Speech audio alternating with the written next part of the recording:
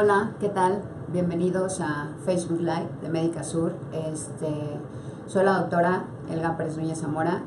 Tengo especialidad en ginecología y obstetricia y endoscopia ginecológica. Y en este día me pidieron que habláramos un poco del control prenatal en embarazo saludable. Este es un tema importante ya que muchas veces nosotros como médicos probablemente no orientemos bien a la paciente, o esta paciente no sepa qué preguntas hacer a ese médico, a su médico de cabecera, y este cuidado especial en la madre es fundamental precisamente para tener un recién nacido sano. De este cuidado va a depender que sea un embarazo completamente saludable o que tenga algún tipo de complicaciones o no, pero todo este control prenatal nos va a orientar o nos va a guiar para tener a final de cuentas un embarazo, tanto una madre como un bebé al final de este embarazo saludable. Este cuidado debe ser llevado a cabo por un personal familiarizado precisamente con todos estos cambios que sufre una mujer embarazada.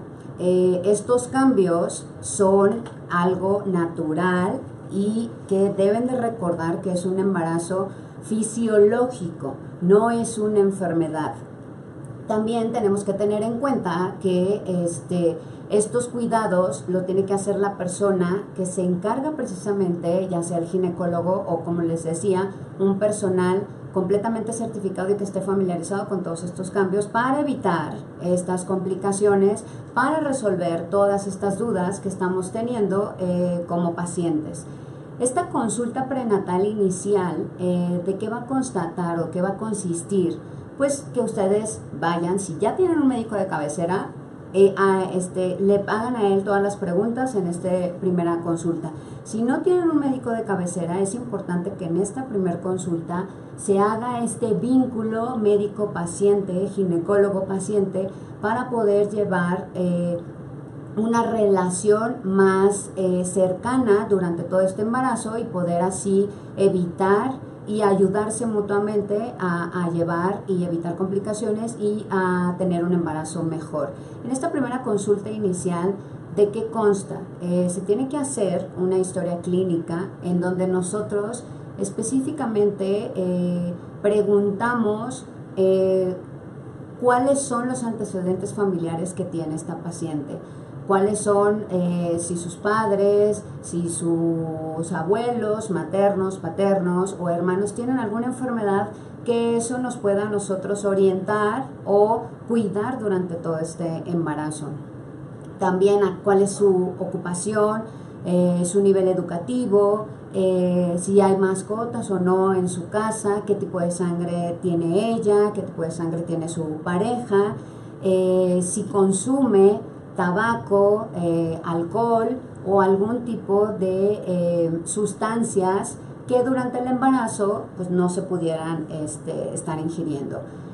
También es importante hacer en esta historia clínica hincapié sobre si tiene antecedentes quirúrgicos, si ha tenido o se ha sometido a cirugías, para ver si eso nos puede complicar o no, o se vincula a una complicación durante el embarazo, si ha tenido transfusionales, si ya tiene diagnóstico como tal de enfermedades antes de su embarazo. Esto es, por ejemplo, que si tiene diagnóstico de que es paciente asmática, si es paciente que ya tuvo un embarazo previo donde tuvo una enfermedad hipertensiva o ya quedó con un diagnóstico como una hipertensión, si es una paciente diabética. Todos esos tipos de enfermedades previo a estar embarazada son importantes para el ginecólogo, para nosotros, precisamente para saber qué tipo de seguimiento o cómo van a ser las consultas o los laboratorios que vamos a estar solicitando en este control prenatal.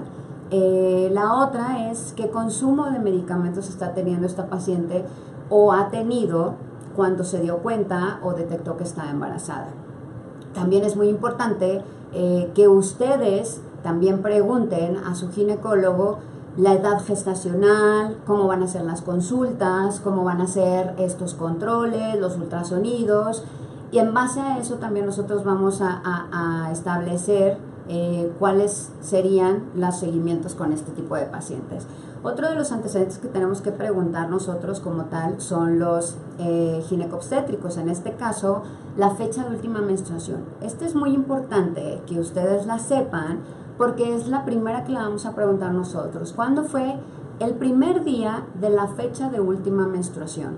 Esto es importante porque en base a eso nosotros calculamos las semanas de gestación que tienen y una fecha probable de parto.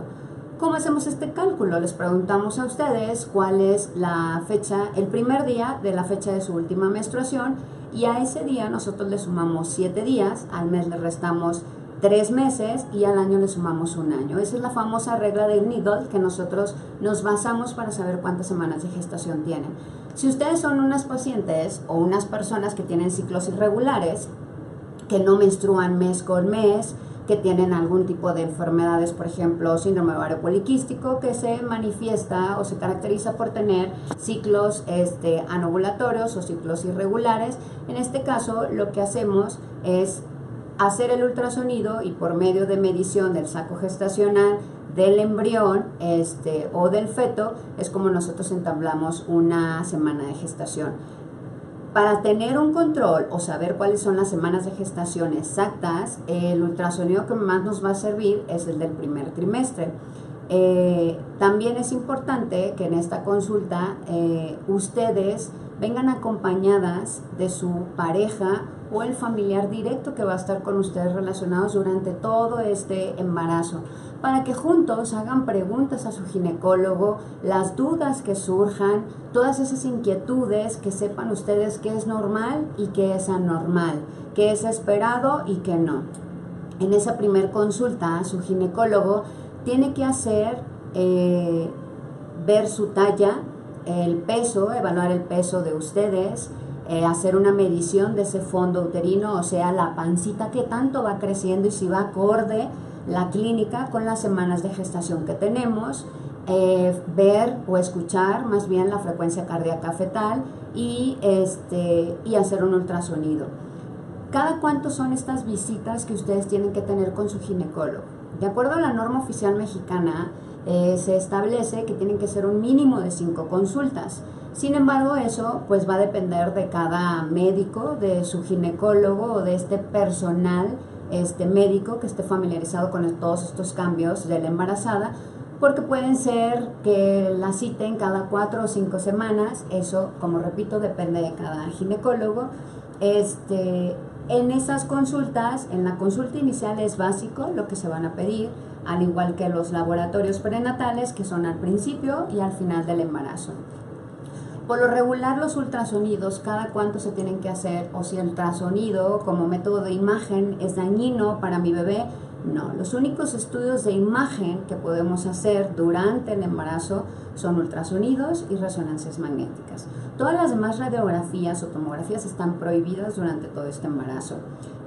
Su ginecólogo, por medio del ultrasonido, va a establecer en el primer trimestre un ultrasonido para saber si hay embarazo, si está dentro del útero, cuántos son, si es único o es múltiple. Y en el segundo trimestre nos va a servir, toda paciente debemos de decirles que se necesita tener, así sea paciente sana, un embarazo de segundo nivel o lo que le llamamos estructural, porque esto nos va a permitir como a nosotros orientarnos acerca de alteraciones cromosómicas, malformaciones, ya sea de tubo neural o malformaciones como tal en el bebé, y que en esa manera nosotros podemos hacer un diagnóstico de certeza o ver qué otros estudios nos van a servir para corroborar o no. El otro estudio, el tercero, el ultrasonido, será en el tercer trimestre, y este nos va a evaluar o nos va a ayudar a ver el crecimiento fetal, el peso del bebé, el líquido amniótico y la placenta. Les repito, todos los ultrasonidos van a depender de acuerdo a su médico. Si les hacen un ultrasonido cada que van a la consulta, no se preocupen, no es malo para su bebé. En las segundas consultas ya continuas que estemos teniendo cada 4 o 5 semanas o como lo dictamine su médico, se va a establecer o se va a entablar como tal su peso, el peso de ustedes, qué tanto están aumentando de peso, la frecuencia cardíaca del corazoncito del bebé, si hay datos de edema o hinchazón en ustedes, ya sea en cara, en manos, en pies, la presión arterial, eso es muy importante, y como les repito, el ultrasonido depende de cada médico y cada criterio. También otra de las cosas que son importantes que se tienen que evaluar, esta sí en cada consulta, son datos de infección urinaria. Para esto, la gran mayoría de nosotros como ginecólogos tenemos pruebas rápidas de examen de orina. Eso a nosotros nos orienta para saber si hay o no hay infecciones urinarias, con las cuales nosotros determinamos tratamiento, vigilancia, seguimiento o complementación con algún otro estudio diagnóstico. Es importante recordar que durante el embarazo la primera causa de amenaza de parto pretérmino o amenaza de abortos también es una infección urinaria. Y muchas veces estas infecciones urinarias pues son asintomáticas, nosotros no nos dan ningún síntoma, ustedes no se pueden dar cuenta de qué sienten o qué pasa, y sin embargo en las pruebas que nosotros hacemos cada que ustedes vienen a consulta podemos darnos cuenta y dar un tratamiento pronto para evitar algún tipo de complicación o algún riesgo en este embarazo. Otra de las complicaciones o que se pudieran presentar durante el embarazo, que para eso ustedes nos tienen que informar y que durante la consulta se platica y se revisa, es las pérdidas vaginales, esas secreciones que estamos teniendo. Recordemos que siempre tiene que ser un flujo transparente, sí puede ser abundante, pero siempre tiene que ser transparente, nunca amarillo, verde, gris, ni con olor, ni que nos ocasione ningún tipo de síntoma, llámese comezón, alteraciones a nivel vaginal. ¿Por qué? Porque todo eso se tiene que estar evaluando. La semana entre la 24 y la 28 también hacemos un estudio o solicitamos un estudio que es de glucosa.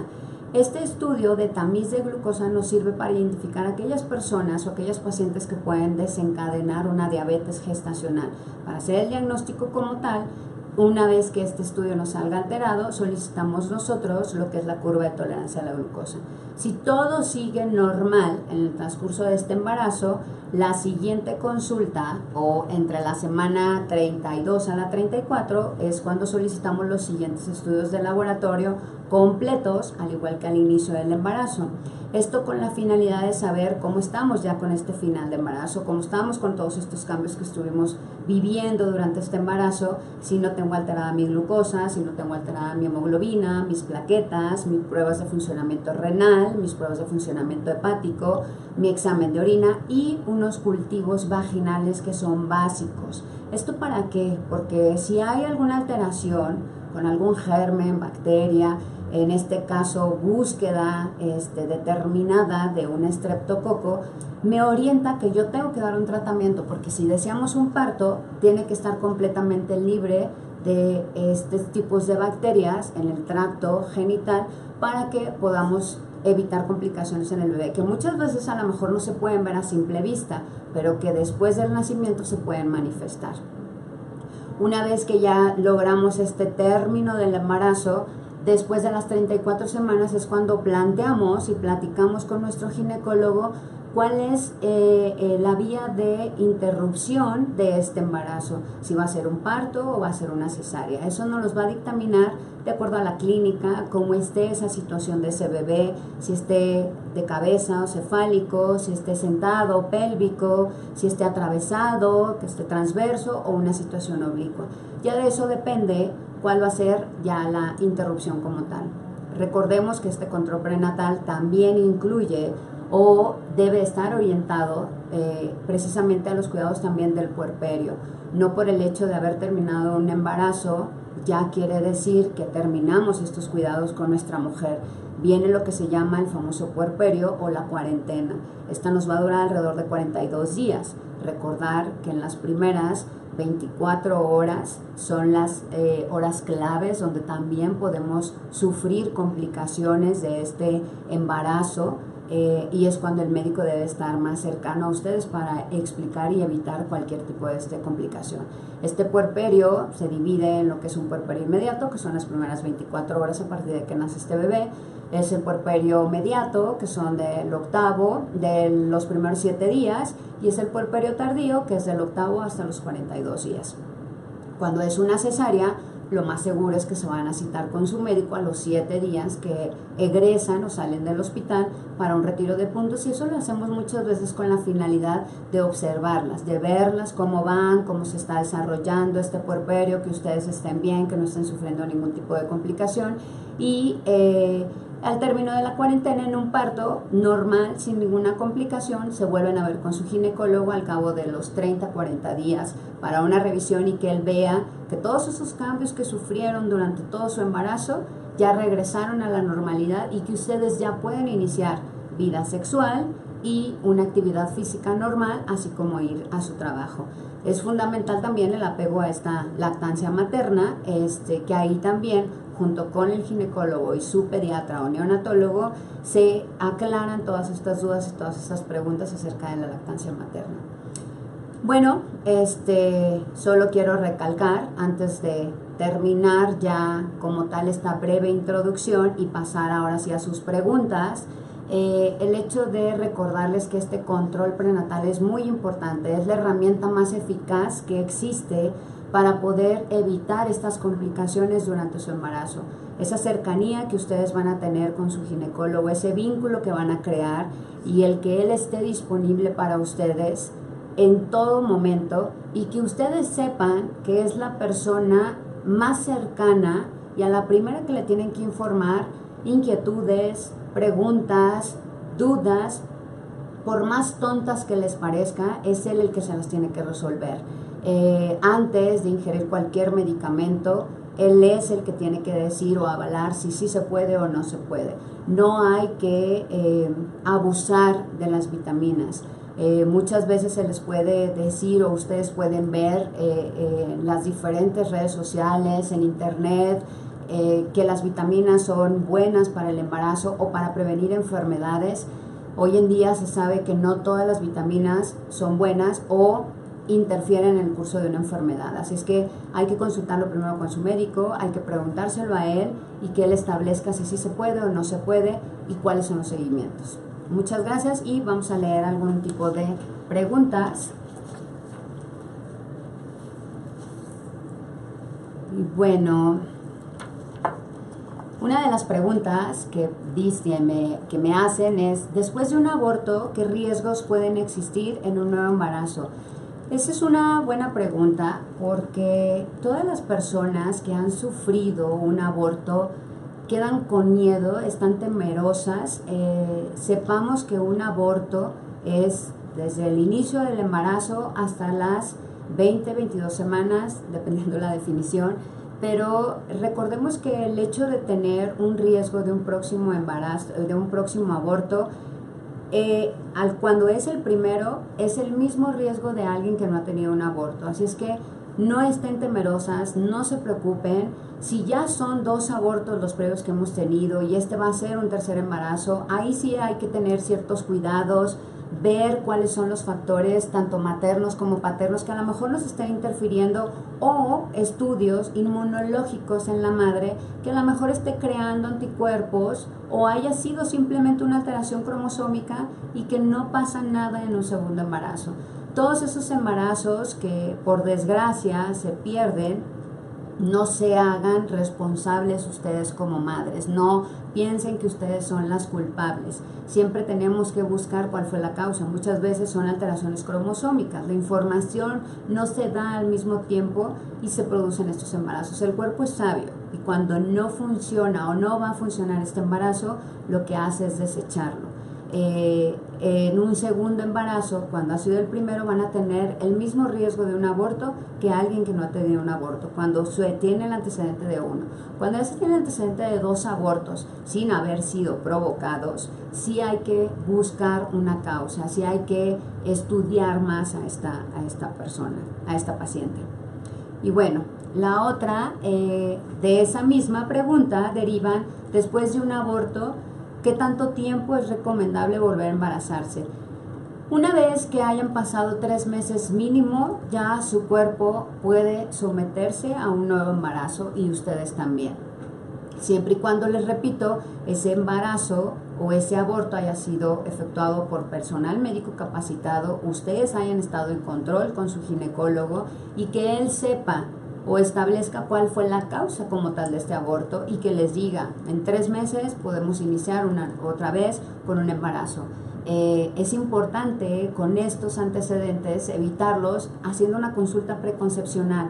Muchas veces se puede platicar únicamente con su ginecólogo del deseo de un embarazo, la ingesta de ácido fólico preconcepcional, o sea, preembarazo, tanto para ustedes como para su pareja. El quitar precisamente lo que hacemos en esta consulta prenatal inicial, el quitar esos factores de riesgo, tanto maternos como paternos, familiares, y decir, ok, primero damos un tratamiento y después buscamos un embarazo. Para todo eso va de la mano siempre con su ginecólogo. Ustedes como pacientes, él como su ginecólogo, hacen un vínculo y para eso se crea, para evitar todas estas complicaciones y poder buscar pues, un embarazo a término saludable tanto para ustedes como su bebé. La carga de glucosa para el tamiz de embarazo, ¿de qué depende el cálculo de la administración?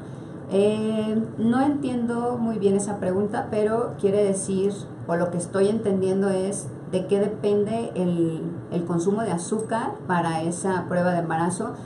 Antes de hacer esta prueba, creo que se refieren a la curva de tolerancia, primero hacemos una prueba de escrutinio de glucosa. Esta carga de glucosa, nosotros damos 50 gramos o 75 gramos, depende del laboratorio, y nos determina si posterior o en ayuno presentan una elevación de esta glucosa. Muchas veces nuestro organismo no funciona a esas necesidades como tal, o hay un desequilibrio en esta intolerancia a los carbohidratos, y es por eso que se nos manifiesta un aumento en esta prueba. Para hacer la confirmación de este diagnóstico necesitamos una curva que, vuelvo a lo mismo, depende del laboratorio. Hay unos laboratorios que solicitan una prueba de sangre 4 horas y otros laboratorios que solicitan una prueba de sangre solamente 2 horas, con las que ya podemos entablar ahora sí el diagnóstico. Depende en esas 4 o 2 horas qué niveles salieron alterados o cuántos salieron alterados, para que nosotros de eso dependemos si catalogamos este resultado como una intolerancia a los carbohidratos o como una diabetes gestacional, y cuál va a ser el manejo idóneo para esa paciente, si es solamente con dieta, si es solamente seguimiento, o se tienen que meter ya medicamentos hipoglucemiantes o bien insulina. La otra pregunta, ¿cuál es la edad ideal para el embarazo? Esa es una muy buena pregunta, porque hoy en día, después de los 30 años, ya por teoría se considera una embarazada añosa, aunque no nos guste.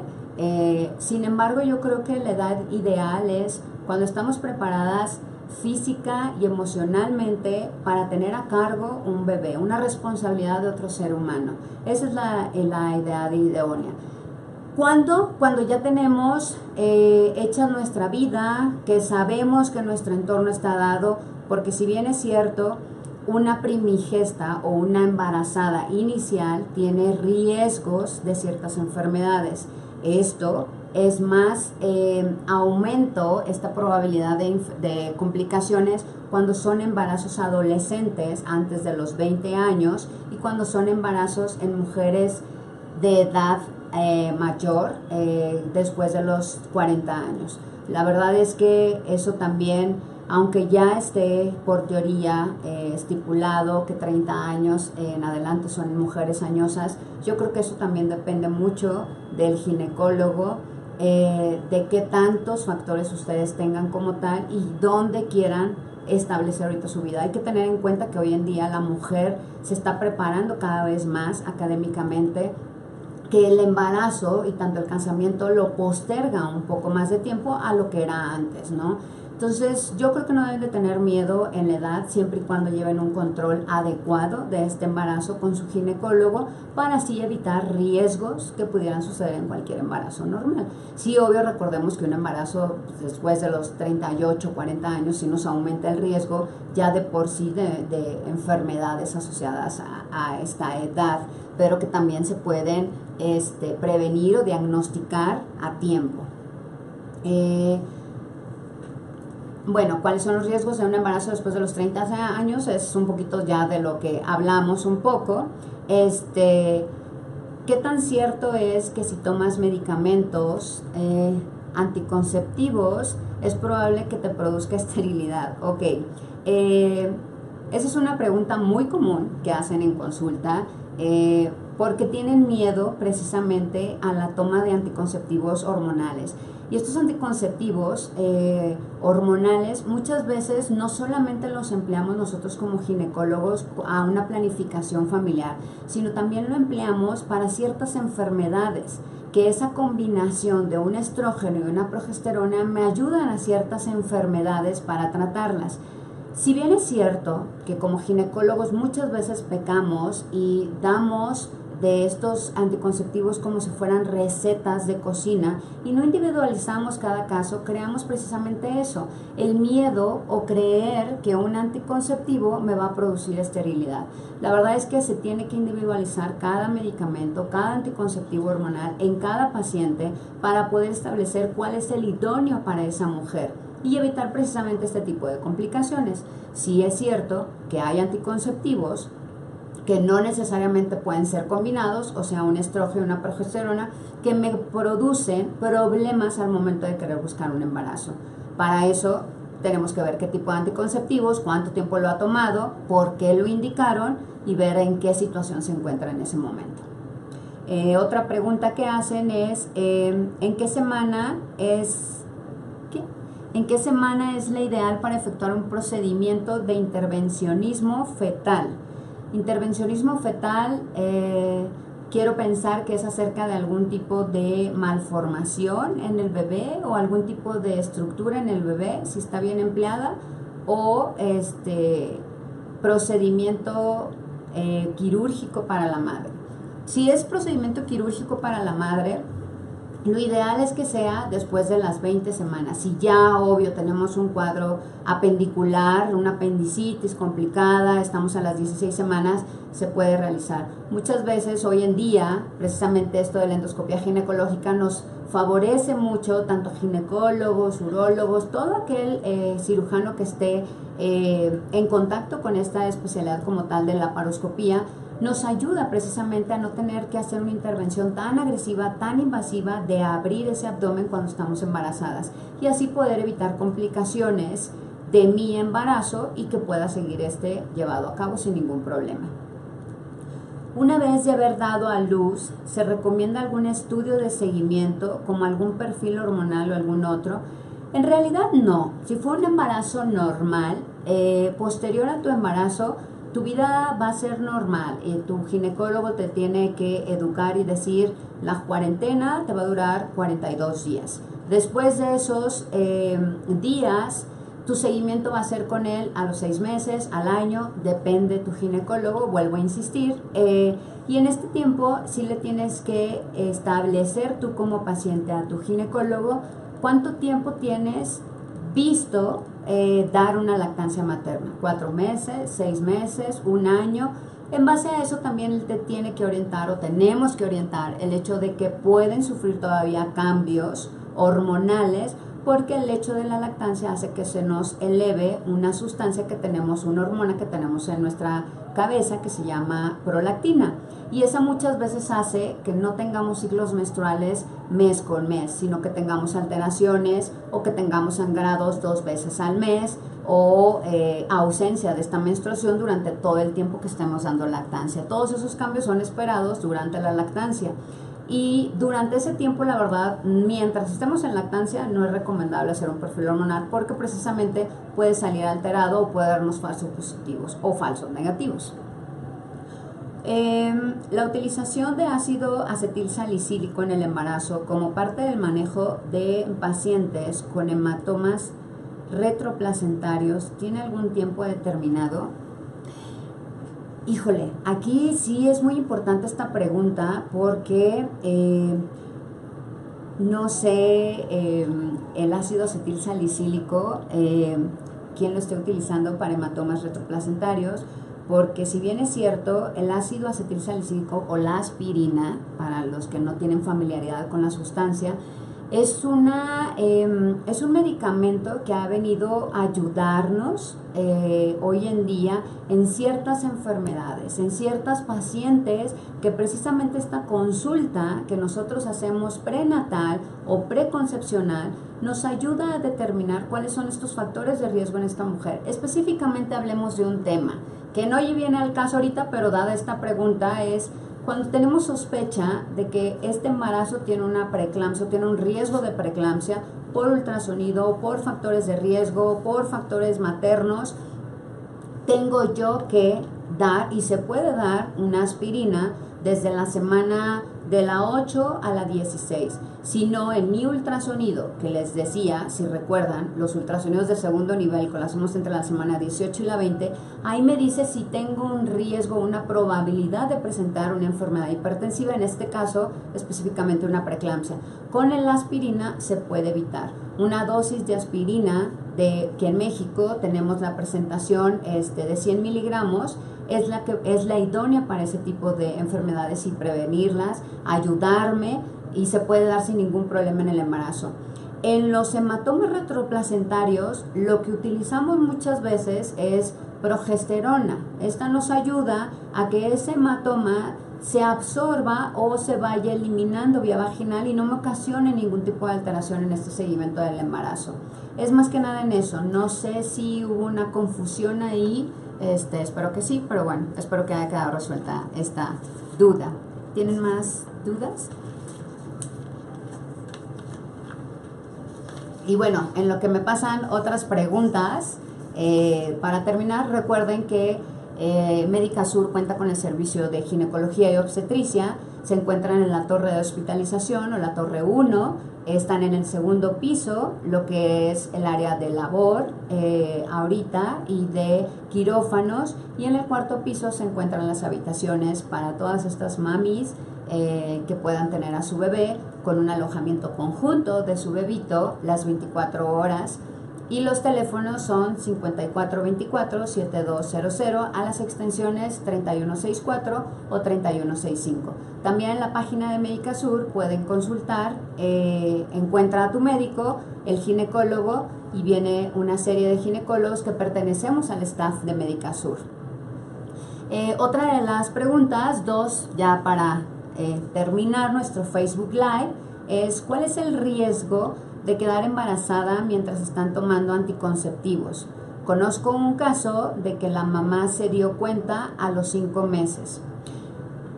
Estos anticonceptivos, depende del tipo de anticonceptivo que se esté tomando. Muchas veces podemos pecar el hecho de decir como paciente, pues si ya tengo 3 meses tomando anticonceptivos, si se me olvida una tableta, me la tomo mañana, se me olvidan 2, me la tomo mañana, no pasa nada.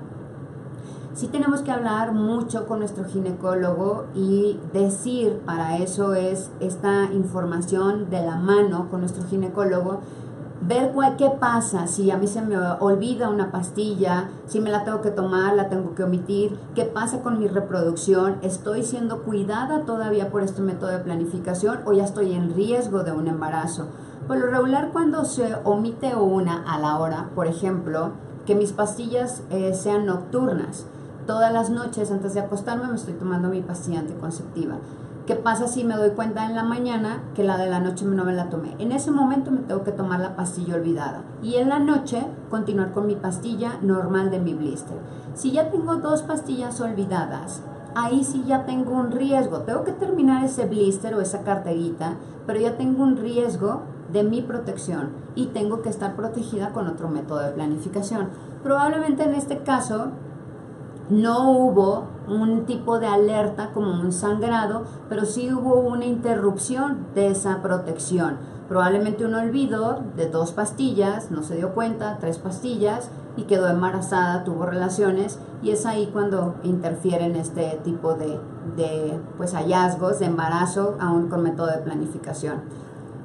Otra de las preguntas es, ¿cuáles son los primeros síntomas de embarazo? Los primeros síntomas que tiene una mujer: ausencia de menstruación, tú tienes tus ciclos menstruales mes con mes y de una hay una interrupción y no presentas, o hay un retraso en esta menstruación cuando tú tienes ciclos regulares, que estás menstruando mes con mes. Ese es un primer dato de alerta o síntoma o signo que podemos tener. El hecho de tener mucho sueño, de estar un poquito con náuseas, con vómitos matutinos, antojos, incluso la pareja puede tener antojos, porque recordemos que al principio del embarazo hay un aumento de mi hormona gonadotropina coriónica, que es la que me hace o me conlleva a tener todos estos síntomas y todos estos cambios. El hecho de hacer una prueba en farmacia y que salga positiva en orina no quiere decir al 100% que tenemos un embarazo saludable. Es mejor hacer siempre una prueba en sangre fracción beta. Esa es la que nos va a determinar qué niveles de hormona de gonadotropina tengo en mi cuerpo, y con eso poder entablar si está bien ese embarazo o no. Y otro de los estudios, pues bueno, como ya lo dijimos, es el ultrasonido. Y bueno, recordar, bueno, una pregunta más. ¿Qué tan efectivos y recomendables son los geles o jabones vaginales? Ok, esa es una pregunta muy importante y yo creo que me van a matar algunos laboratorios o la mercadotecnia. La verdad es que siempre he dicho que sustancias en nuestra vagina son importantes y hay que determinar cuáles son estas sustancias, porque nos pueden alterar nuestro pH vaginal y eso conlleva a infecciones vaginales. Es muy importante primero comentarlo con el ginecólogo y decir si él da el visto bueno de utilizar estas geles, jabones o duchas vaginales. La verdad es que las duchas vaginales, desde mi punto de vista, no son recomendables. Los geles o los jabones como tal, hay que ser específicos. No podemos utilizar jabones en nuestra zona íntima con olores, con múltiples sustancias, porque todo eso nos va a terminar alterando nuestro pH vaginal.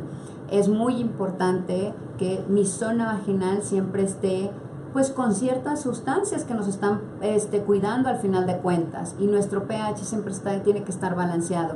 Nosotros meter sustancias externas a nuestra zona íntima nos altera como tal todo nuestro pH, así como el uso de pantiprotector diario también nos altera todo esto. El hecho de tener o utilizar ropa de licra siempre también es un factor de riesgo para tener infecciones vaginales como tales. Y bueno, fue un placer haber estado con ustedes en este Facebook Live. Espero que sus preguntas las sigan enviando. Se les puede poner o se les puede dar un correo electrónico donde pueden seguir mandando sus dudas, sus preguntas, para que una servidora se las pueda contestar. Muchas gracias. Soy la doctora Elga Pérez Núñez Zamora, médica sur, ginecóloga, obstetra, endoscopía ginecológica, a sus órdenes. ¿Ya? ¿Cuánto duramos?